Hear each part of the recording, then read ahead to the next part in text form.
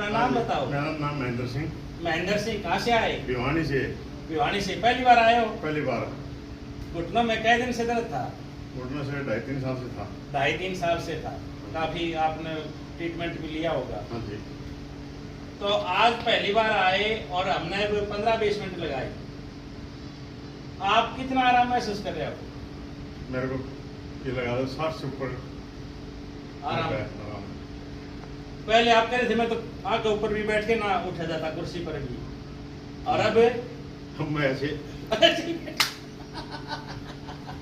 ये देख लो भाई, कर आते हुए मुस्कुराते हुए जाते, दौड़ लगाए और दिखा दो एक बार। ये देखो ताली बजा दो। ये देखो महेंद्र सिंह जी, चढ़ जाओ, बंद कर दिया आपने तो। ये देखो जवान नहीं चढ़ सकता, कितना वजन होते हुए भी। आ जाओ आ जाओ आ जाओ। भारी खुशी हो रही है आपको तो, है ना? हाँ जी।